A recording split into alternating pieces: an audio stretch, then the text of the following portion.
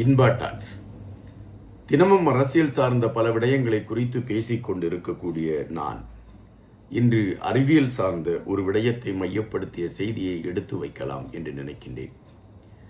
இணையதளங்களை பார்த்து கொண்டிருந்தேன்.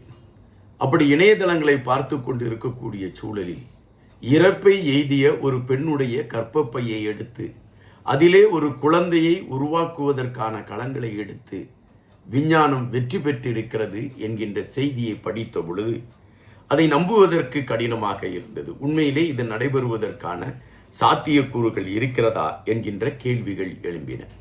எனவே இது சார்ந்து ஒரு தேடலை எடுக்கலாம் என்று அது சார்ந்த ஒரு ஆய்வுக்குள் நான் சென்ற பொழுது அது உண்மை என்கின்ற ஒரு செய்தி வந்தது. இது பிரித்தானியாவில் இருக்கக்கூடிய மருத்துவர்கள் இந்த சாதனையை செய்திருக்கிறார்கள் என்கின்ற செய்தி வந்தது.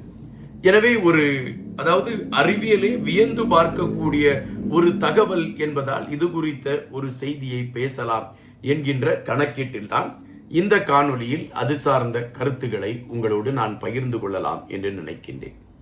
தற்பொழுது உள்ள உணவு முறைமைகள், அதாவது துரித உணவு என்று நாம் அழைக்கக்கூடிய இந்த உணவுகள் ஒட்டுமொத்தமாக இனப்பெருக்கத்தை கட்டுப்படுத்தக்கூடிய ஒரு களத்தை எடுத்து விடுகிறது. முன்பெல்லாம் எங்காவது ஒரு கிராமத்தில் ஒருவருக்கு குழந்தை இல்லை என்கின்ற செய்தி சொல்லப்படும்.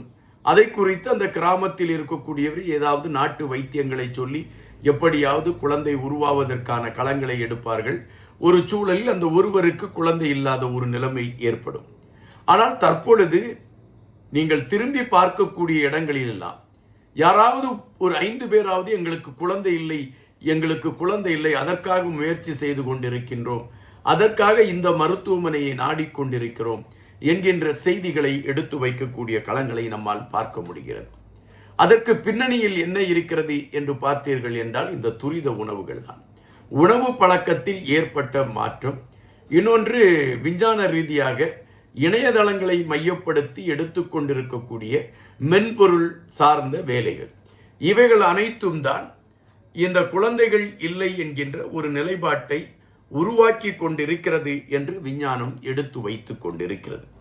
எனவே எப்படியாவது குழந்தையை பெற்றுக்கொள்ள வேண்டும் என்கின்ற நிலைப்பாட்டில் பெண்கள் மருத்துவமனைக்கு படையெடுப்பதும் கோயில்களுக்கு செல்லக்கூடிய களங்களையும் நாம் தொடர்ச்சியாக பார்த்து கொண்டிருக்கின்றோம். ஆனால் சர்வே, அதாவது கணக்கெடுப்பின்படி பார்ப்பீர்கள் என்றால் ஆண்கள் தான் இந்த குழந்தை உருவாக்கத்திற்கு தகுதியற்றவர்களாக இருக்கக்கூடிய ஒரு களம் பெரும்பாலும் இருக்கிறது என்கின்ற செய்திகள் வருகின்றன. இது எந்த அளவிற்கு உண்மை என்பது கூட நம்மால் தெரியாது. இந்த சூழலில்தான் ஏதாவது ஒரு முறையில் கருத்தரிப்புகள் தொடர்ந்து கொண்டு இருக்கின்றன. குறிப்பாக கருத்தரிப்பதற்கு வாடகை தாய்களை பெற்றுக்கொண்டு கருத்தரிப்பு செய்யக்கூடிய களங்கள் அரங்கேறி இருக்கின்றன. நடிகை நயன்தாரா அவர்கள் தனக்கு குழந்தை பெறுவதற்காக வாடகை தாயின் கர்ப்பப்பையில் அந்த குழந்தை உருவாக்கத்திற்கான அந்த கரு முட்டையை கொண்டு போய் வைத்து வேறொரு தாயை வைத்து அவர்கள் குழந்தை பெற்றுக்கொண்ட களங்களும் அதனால் ஏற்பட்ட சர்ச்சைகளை மையப்படுத்திய செய்திகளையும் நாம் ஊடகங்களில் பார்த்திருக்கிறோம். தற்பொழுது இங்கிலாந்தில் இருந்து வரக்கூடிய செய்தி ஒட்டுமொத்தமாக விஞ்ஞானத்தையே புரட்டி போட்டிருக்கிறது என்பதுதான் நிஜம்.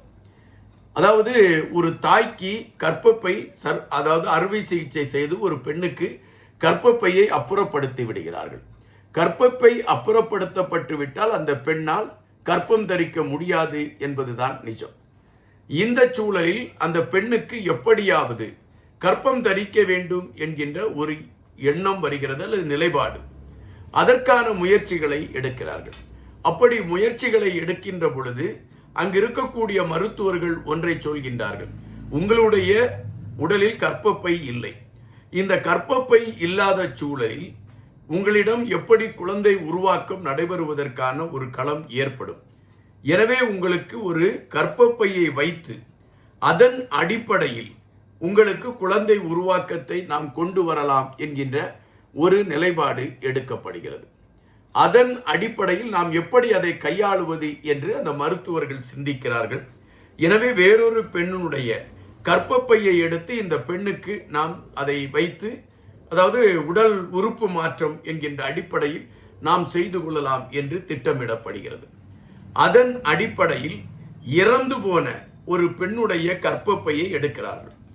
எடுத்து இந்த பெண்ணிற்கு அந்த கர்ப்பப்பையை அதாவது அந்த கர்ப்பப்பையை பொருத்துகிறார்கள். பொருத்தி அந்த கர்ப்பப்பையின் செயல்பாடுகள் கணிக்கப்படுகிறது. அந்த கர்ப்பப்பையின் செயல்பாடுகள் கணிக்கப்படுகின்ற பொழுது அந்த பெண்ணின் அந்த கர்ப்பப்பையில் கருமுட்டைகள் உருவாகக்கூடிய களங்களை பார்க்கிறார்கள். கருமுட்டை உருவாகக்கூடிய களங்களை பார்த்தவுடன் மருத்துவர்களுக்கு மகிழ்ச்சிக்கு அளவே இல்லை. அப்படி என்றால் இந்த பெண்ணின் அந்த கர்ப்பப்பையில் உருவாகி இருக்கக்கூடிய கருமுட்டையும் அவருடைய கணவனுடைய அந்த விந்தில் இருக்கக்கூடிய செல்லையும் எடுத்து IVF என்கின்ற முறையில் நாம் கருவை உருவாக்கி வேறொரு பெண்ணின் கர்ப்பப்பையில் வைத்து குழந்தையை உருவாக்கி விடலாம் என்கின்ற நிலைப்பாடு எடுக்கப்படுகிறது. ஏன் கர்ப்பப்பை பொருத்தப்பட்ட இந்த பெண்ணின் கர்ப்பப்பையில் அந்த குழந்தையை உருவாக்க முடியவில்லை என்றால் அதற்கான ஒரு பலன் அந்த கர்ப்பப்பைக்கு இல்லை என்பதாக அந்த மருத்துவர்கள் கணிக்கிறார்கள். எனவே இந்த பெண்ணின் கருமுட்டையை எடுத்தும் அவருடைய கணவனின் அந்த விந்து செல்களை எடுத்தும் கரு உருவாக்கப்பட்டு IVF முறையில் வேறொரு பெண்ணின் கர்ப்பப்பையில் அந்த கருவை வைத்து அது ஒரு அழகான குழந்தை உருவாவதற்கான களங்களை எடுத்து அந்த குழந்தை இப்பொழுது பிரசவம் பெற்று அந்த குழந்தையை இப்பொழுது அந்த விஞ்ஞானம் பெற்றெடுத்திருக்கிறது. இது மருத்துவ உலகில் மிகப்பெரிய பிரமிப்பு என்று கூறுகிறார்கள். இதய மாற்று அறுவை சிகிச்சை நடைபெறுகிறது. அதாவது கல்லீரல் அறுவை சிகிச்சை நடைபெறுகிறது. சிறுநீரகங்கள் அறுவை சிகிச்சை மாற்று அறுவை சிகிச்சைகள் எல்லாம் நடைபெற்று கொண்டு இருக்கின்றன.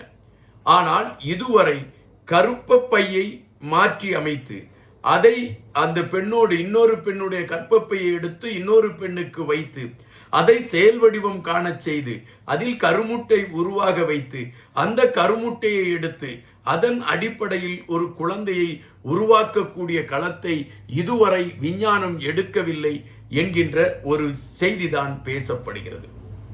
தற்பொழுது இந்த விடயம் விஞ்ஞானத்தின் மைல்கல்லாக பேசுகின்ற ஒன்றாக மாறி இருக்கிறது. இது தொடரக்கூடிய பட்சத்தில் இனி பெண்களுடைய கர்ப்பப்பை அகற்றப்பட்டால் கூட அவர்களுக்கு மாற்று கர்ப்பப்பைகள் பொருத்தப்பட்டு அவர்கள் கர்ப்பம் தரிப்பதற்கான களங்கள் உருவாவதற்கான ஒரு களம் இப்பொழுது உருவாகி இருக்கிறது என்று வியந்து போய் கருத்துக்களை பதிவிட்டு கொண்டு இருக்கின்றார்கள்.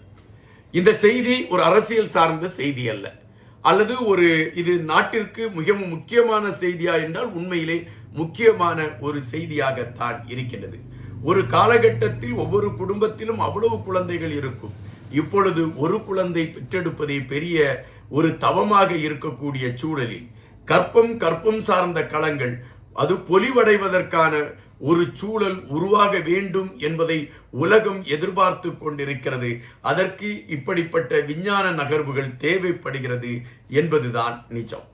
நன்றியுடன் இன்பா.